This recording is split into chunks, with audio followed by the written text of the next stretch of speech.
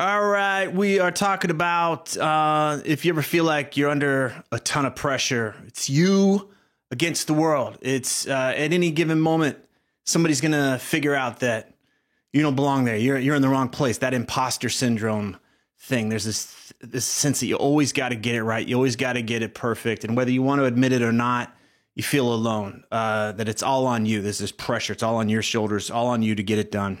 In case you don't know who I am, I'm Trip Lanier. I'm a professional coach, host of the New Man podcast, which has been downloaded millions of times. I'm also the author of This Book Will Make You Dangerous. And for whatever we discuss today, take whatever works for you and throw out the rest. All right, let me tell you about a client. I had a client on a call the other day. He's got a new position. He's a C-level executive at this organization. Kind of fancy pants stuff, big stuff. On the outside, looks like he's got it all together. He's Mr. Cool, Mr. Calm, Mr. Collected. On the inside, what I see is a lot of anxiety, a lot of fear, a lot of stress. So we were having a conversation. I said, what's going on here? And he said something. He's basically like, I feel like everyone is expecting me to be a certain way. I feel like I have to be perfect. I feel like everything's on me. Even though I have a team, everything is still on me. I can't make a mistake. I lie awake at night and I sit there and imagine all the possible scenarios. I imagine all the ways that things can go wrong. And I try to figure out what I could possibly do to get out ahead of it so that I don't drop the ball. And even though, like I said, I got a team, it's still on me to figure all this stuff out. And even as he said it, hearing himself say it out loud, it sounded crazy, but nonetheless, that was how he was feeling, and that's how he was going about creating. And then what he didn't realize was that there's a huge cost to showing up this way. He was hired to make a difference in this organization. He was hired to lead this organization into new areas, but he wasn't creating. He wasn't innovating. He wasn't visioning. He was playing not to lose. He was covering his ass. He was kissing ass, and he was proving he was not an ass. Instead of leading, he was protecting and pleasing and proving. And the more he got stuck in protecting and pleasing and proving, the more that he was becoming a liability to himself. So the bottom line is that all of his attempts to get it right, to get it perfect, to make sure that nothing fell apart, were actually putting him on track to destroy everything that he was trying to protect. Lucky for him, he was willing to take 100% responsibility. He was willing to recognize that, hey, he was the pivot point here. It was going to be up to him to make that shift. And so he came into our calls wanting to shift his perspective, wanting to make better choices, wanting to course correct here. Let's talk a little bit about what's going on. So as part of our work, I'm talking about me and the client here, as part of our work, we grabbed this virtual flashlight. We went looking under the bed, right? We want to look at this monster, this big, scary thing that is keeping him up. We want to look it right in the eye. And so when I asked him, what's going to happen if you actually made a mistake here or there? And he revealed, every step of the way we revealed, like, it really wasn't going to be that big of a deal. He understood that the organization expected him to be experimenting, trying new things, and that there might be some hiccups from time to time. The reality was that folks they made mistakes here and there, and then they fixed them. It wasn't a big deal. What did this information tell us? It told us that the fear that he was dealing with was irrational. It was telling us that he was hijacked by his primitive brain. The primitive brain is that part of us that's in survival mode. Instead of defending against nasty critters with big gnarly teeth like we did gazillions of years ago, our brains have evolved and now we've found new threats. So to our primitive brains, you, me, all of us, I don't think we're that different. We've evolved to believe that a threat to our sense of comfort, a threat to our sense of certainty, a threat to our self-image, these things are dangerous to us. We're no longer outrunning big, gnarly, scary monsters, but we are outrunning discomfort, uncertainty, and threats to our self-image. Are we in life and death danger? No. It feels like it. It certainly feels like it. When we're hijacked by our primitive brains, when we believe that our survival is at stake, we believe that we can't tolerate this stuff. But what if that wasn't entirely true? What if the reality was we're capable of handling so much more? Let's consider that when we're in the prey mentality, we're always on the run. We're always focused on the threats, all the things that could go wrong. We're playing a role in order to be comfortable, to be safe, and accepted. When we're in this prey mentality, this fear-based mindset, we're disconnected from a deeper part of ourselves, a higher part of ourselves. It's that deeper or higher part of ourselves that is saying, I'm already okay. I don't need to strive to be okay. I'm already there. The prey mentality is striving to get to a place where we finally feel relief and comfort and safety. We're seeking to escape discomfort, uncertainty, and vulnerability once and for all. This is that finish line mentality. This is the plight of the rat racer. He's really going to find this finish line and he's going to be done once and for all. That's the prey mentality. But when we tap into our bigger selves, this deeper part of ourselves, we learn to tap into our sense of okayness.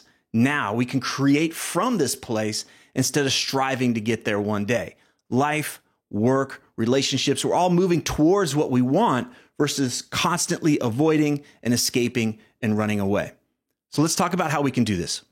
When fear convinces us that we're alone, that we're all there is, it's us against the world, we can't see life through anything other than our doomsday goggles. We take ourselves, we take our challenges way too seriously. And I want to raise my hand here. This is certainly true for me. These ideas, these are a reminder for me just as much as hopefully something that's going to be helpful for you. But consider this. Hell is our separation from all there is. Hell is our separation from all there is. Hell is when we cut ourselves off from this deeper truth that we're connected to everything, that we're not fighting against the world, that we are literally the world. Here's what I mean. We're made up of atoms that have been existing for billions of years. We're made of atoms that have made up millions, if not billions, of other things. I'm talking about people and mountains and seas and clouds and hippies and lava and comets and asteroids and who the hell knows what else. But just take a look at your body right now.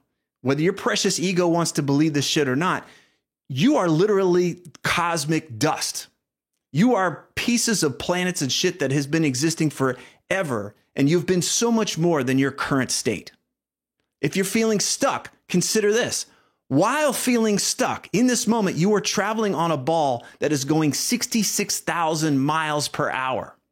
That ball is traveling around a sun, which itself is moving at 483,000 miles per hour. That ball, that sun, is within a galaxy that scientists believe is moving at roughly 1.3 million miles per hour through the vastness of space. That is hauling some serious cosmic ass. So what's really true here?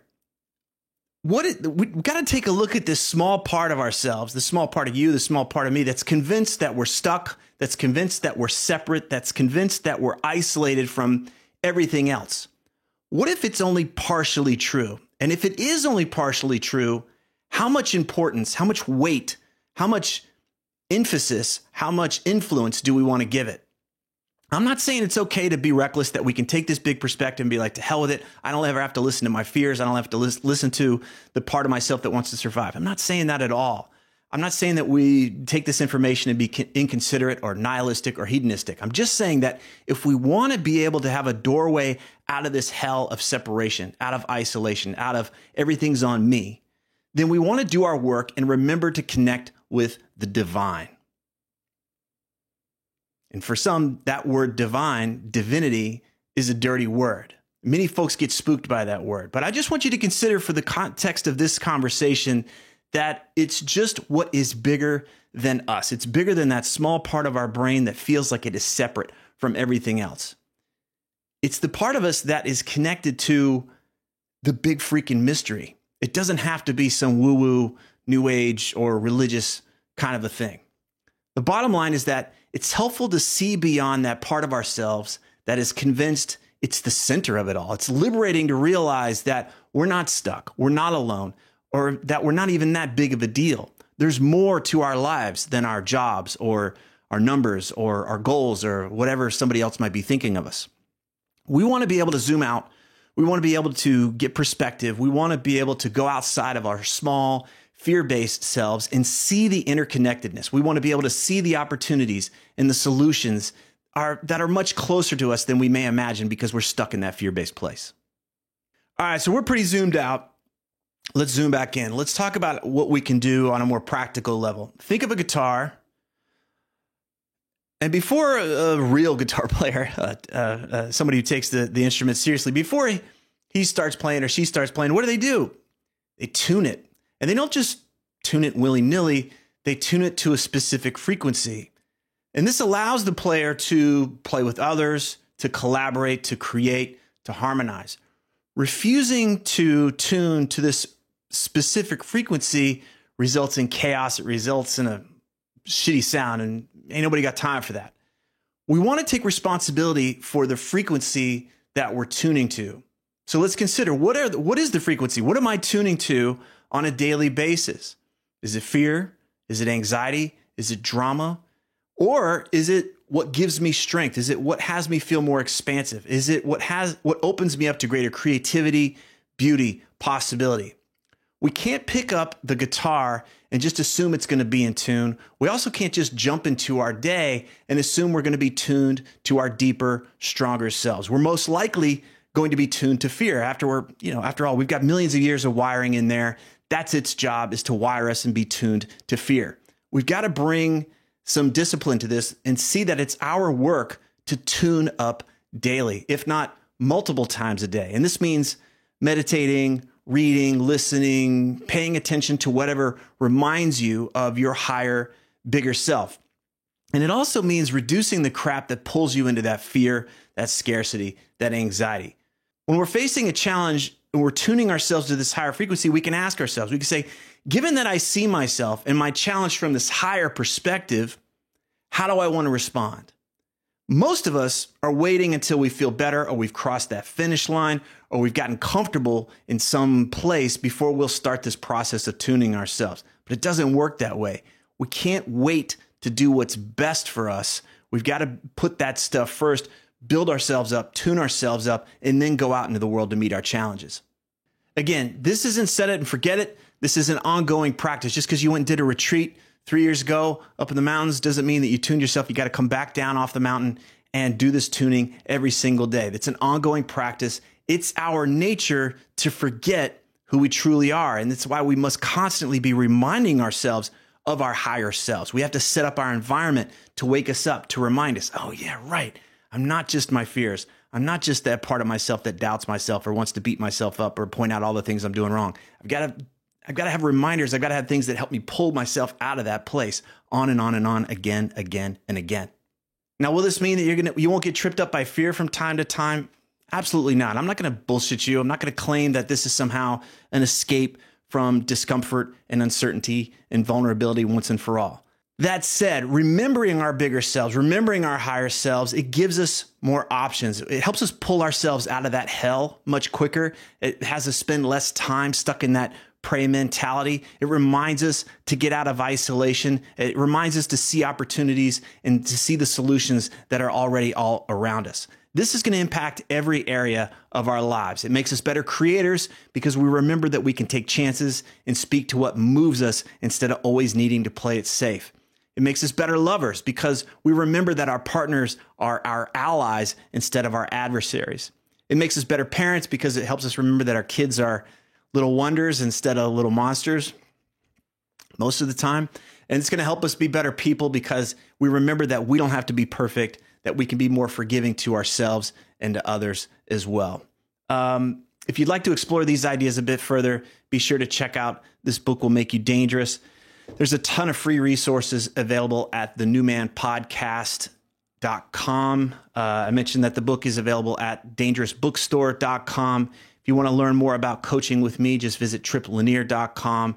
Here's to you living with greater freedom, aliveness, love, and peace. Thank you so much for watching.